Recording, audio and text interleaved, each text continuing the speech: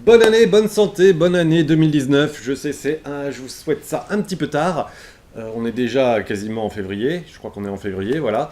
J'ai pas fait de vidéo depuis quelques mois. J'en suis également désolé. J'ai eu des petits problèmes. Voilà, je vais pas vous raconter ma vie, mais en gros, j'ai eu des petits problèmes personnels qui m'ont empêché un petit peu de faire ce que je voulais. Voilà, bon, les problèmes sont passés, donc je vais pouvoir reprendre un petit peu le rythme de mes vidéos. Et pour commencer cette année, j'aimerais bien faire une vidéo bilan. Super original, évidemment, hein, mais tout le monde fait ça. Euh, Moi, je le fais parce que bah, déjà, j'y vois un intérêt personnel, c'est un plaisir personnel. Ça peut aussi vous permettre pour vous de voir ou d'entendre parler de films que vous n'avez pas vus et que peut-être avoir un autre point de vue qui vous donnera envie de voir des films. Moi, ça me permet de me refaire un petit peu tous les films que j'ai vus et des films aussi que j'ai ratés, et pouvoir peut-être me faire une liste de films que j'ai envie de mater ou de remater.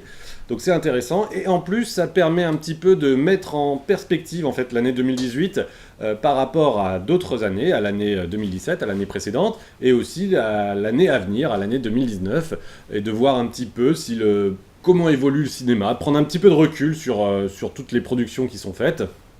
Donc voilà, donc le bilan c'est vraiment quelque chose qui est intéressant. Évidemment, c'est un peu biaisé comme exercice parce que on ne peut pas voir, enfin on ne peut pas être exhaustif sur la production cinématographique d'une année.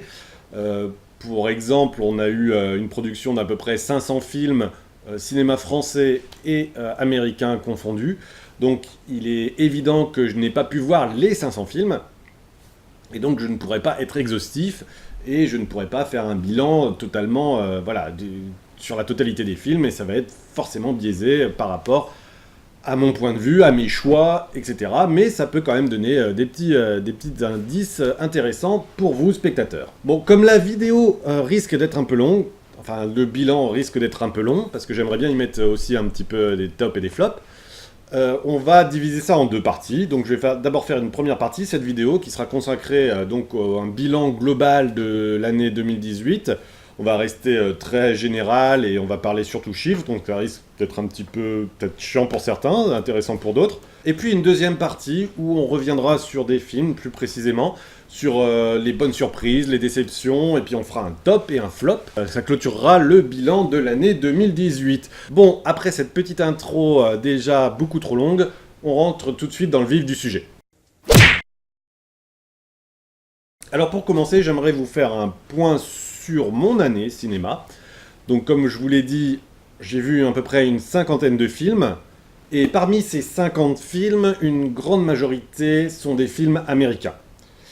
À vrai dire, le nombre m'a même surpris, mais force est de constater que 80% des films que j'ai vus sont des films américains. Alors pourquoi?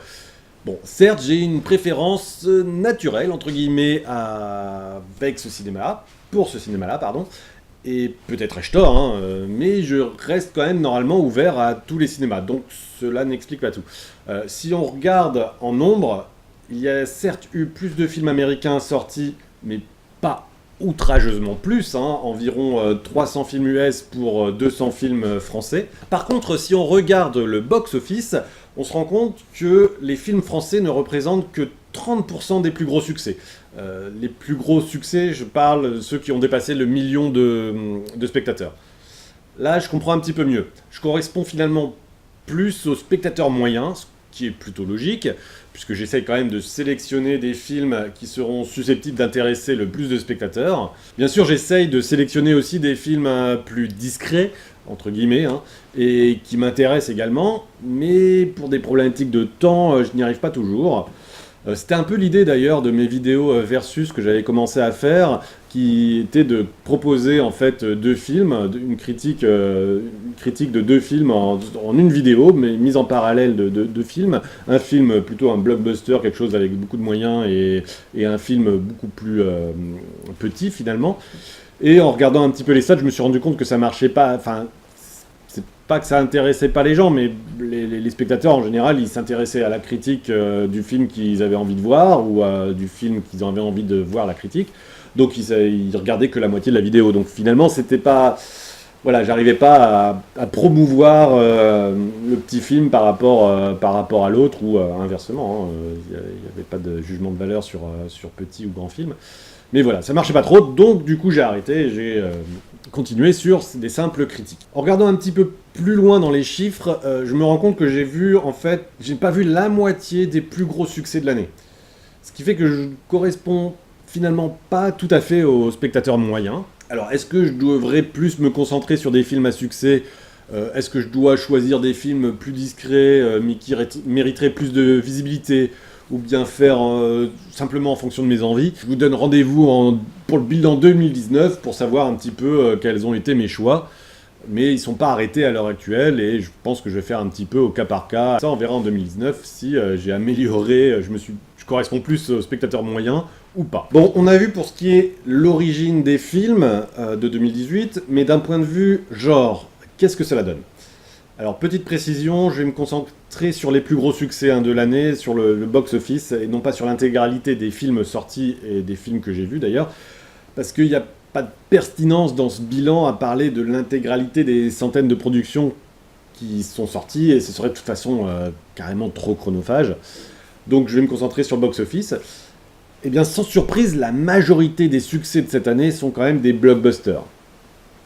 Alors, petite précision numéro 2, je considère un blockbuster comme un genre en particulier, pour bien les séparer des autres productions.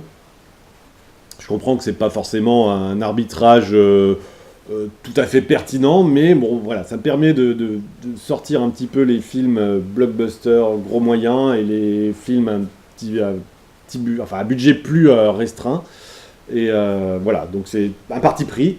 Donc les blockbusters représentent quand même 34% des productions à succès. Bah, à vrai dire, c'est pas une surprise, ils sont quand même fabriqués pour avoir du succès. Ils représentent également la majorité des films que j'ai vus cette année, et au même niveau, 34%. En deuxième position, on a ex aequo les comédies et les drames. Alors là, le box-office diffère beaucoup de ce que j'ai vu, parce que pour ma part, en deuxième position, c'est plutôt les drames. La raison est assez évidente, il y a eu encore, comme d'habitude, un nombre important de comédies que je qualifierais de franchouillardes, qui ne m'intéressent pas beaucoup, du coup je ne suis pas trop allé les voir, et même si le public, lui, les a appréciés. Bon, en quatrième position, on a les animés, l'animation, environ 15%, et c'est une bonne nouvelle car c'est un genre vraiment riche et intéressant, proposant des expériences multiples. En France, on a malheureusement trop tendance à considérer que c'est pour enfants, mais ça évolue petit à petit. D'ailleurs, j'hésite toujours à séparer les films d'animation des films live. Peut-être que je ne devrais pas faire ce distinguo, mais je trouve intéressant de voir la proportion qu'ils représentent quand même dans le box-office. Pour ma part, la troisième position, ce sont les films d'horreur. Ils représentent 16% des films que j'ai vus. En fait, cela fait très longtemps que je n'avais pas vu autant de films d'horreur. En fait, je trouve que ces dernières années, les films d'horreur se basent essentiellement sur l'artifice du jump scare, de l'effet de surprise. Quelque chose qui apparaît soudainement à l'écran. Et franchement, je suis pas très fan. Je trouve pas que ça soit vraiment quelque chose qui définisse bien les films d'horreur. Mais j'ai l'impression que là, c'est en train d'évoluer. De nouvelles propositions arrivent. Et je trouve que ça intéressant. Je retiens quelques propositions comme Dans la brume, Sans un bruit ou Paranoia. Et des propositions qui sont intéressantes pour ce genre de film. Alors toujours en ce qui concerne les films que j'ai vus, en quatrième position se trouvent les comédies. Sur ce thème, pas grand chose à dire, encore une bonne partie d'entre elles étaient sur le même modèle de ce qui se fait depuis des années, donc bof quoi. Enfin en dernière position, les films d'horreur pour le box-office et les animés pour moi. Alors ce qui m'embête pour les films d'horreur, c'est que ce ne sont que les propositions les moins audacieuses qui s'en sortent le mieux. Comme La Nonne, par exemple. Bon, franchement, c'est cliché du jumpscare. Et c'est dommage, car ça va pas motiver les studios à produire plus d'originalité. Autre stat qui m'a halluciné, c'est que 15% des plus gros succès et 15% des films que j'ai vus sont des films de super-héros. Et même plus, 12% sont des Marvel. Bon, ok, c'est beaucoup, mais par rapport à 2017, est-ce que ça a évolué ou pas? Alors, en 2017, il y a eu à peu près 11% de films de super-héros. Et donc là, en 2018, on est à 15%, donc il y a clairement une augmentation, il y a clairement plus de films de super-héros, et on va voir si cette année, 2019, va continuer, cette tendance va continuer ou pas. Ce que je vous propose, c'est de refaire une petite mise en perspective par rapport à 2017, ce qui s'était passé en 2017, et voir un petit peu comment était le cinéma en 2017 et comment il a évolué en 2018. Bon, déjà en 2018, on a perdu une partie des spectateurs. par rapport à 2017. En tout cas, concernant les plus gros succès. Ainsi, en 2017, il y a eu 55 films qui ont dépassé le million de spectateurs, contre seulement 41 en 2018.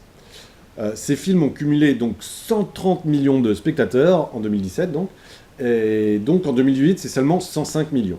Donc il y a quasiment 30 millions de spectateurs en moins par rapport à 2017. Donc la baisse est quand même très significative. Alors on peut se demander pourquoi il y a cette baisse. Alors le premier point, c'est le nombre de films. Le nombre de films a globalement baissé, en tout cas pour les films US et français. Il a baissé d'environ 16%, 14% pour les films US et près de 20% pour les films français quand même. Deuxième point, le nombre de films dépassant le million de spectateurs a baissé de près de 25%. C'est énorme, c'est pareil pour les films FR ou US. Donc ok pour la quantité, mais en ce qui concerne la qualité. Alors ce qu'il est intéressant de noter, de voir, c'est que proportionnellement parlant, bien sûr, la part des animés, comédies et films d'horreur dans le box-office est restée inchangée. Par contre, celle des blockbusters a augmenté de 25%. Et celle des drames a baissé de 25%. Donc on a eu moins de drames et beaucoup plus de blockbusters. Alors, est-ce que les blockbusters de cette année ont été meilleurs en qualité que 2017 ? Je vais vous laisser un petit peu juge, mais j'aurais tendance à dire que oui. J'ai aimé 38% des blockbusters de 2018, contre seulement 31% en 2017. Et surtout, seulement 23% que j'ai trouvé nuls en 2018, contre 46% en 2017. Donc en 2017, j'ai trouvé la moitié des blockbusters nuls. Les blockbusters que j'ai vus, évidemment. Bah oui, en 2017, on a quand même eu des trucs comme Transformers The Last Night, j'allais dire The Last Jedi. On a eu Valerian, on a eu Jumanji, on a eu Justice League, ou encore Kong Skull Island, là. Alors qu'en 2018, je retiens surtout quoi ? Je retiens Venom, je retiens Tomb Raider. Voilà, c'est quand même, j'en retiens moins qu'en 2017. Alors je suis allé également voir les notes sur Allociné. Bon, bien sûr, j'aurais pu prendre un autre site, mais bon, je pense que c'est le plus connu, pour voir un petit peu si mon avis correspondait à l'avis global des spectateurs, ou en moyenne. Et donc je constate que les notes se sont légèrement améliorées entre 2017 et 2018 sur Allociné pour les blockbusters, ce qui tend à confirmer que la qualité s'est un peu améliorée. Du coup, les blockbusters ont trusté le devant de la scène et il restait moins de place pour les autres productions, notamment les comédies dramatiques, qui sont peu représentées cette année. Bon, il est temps de conclure, je pense, même s'il y aurait encore beaucoup de choses à dire. Donc cette année 2018 ne fut donc pas une année formidable, malgré quelques pépites qui marqueront le cinéma. Globalement, une année en demi-teinte, marquée par une baisse de la production. Un monopole habituel des blockbusters et encore beaucoup trop de films Marvel et de super-héros à mon goût. Une certaine lassitude guette ce genre, on sent pointer une envie de renouveau, de changement avec des grosses productions qui tentent de se réinventer comme Aquaman, Spider-Man Next Generation, Mission Impossible Fallout. Peut-être que cela annonce une année 2019 de meilleure qualité avec plus de renouveau. Je note déjà quelques projets ultra prometteurs, notamment comme Battle Angel Alita, comme Joker, mais je constate aussi beaucoup trop de suites et de Marvel, comme d'habitude.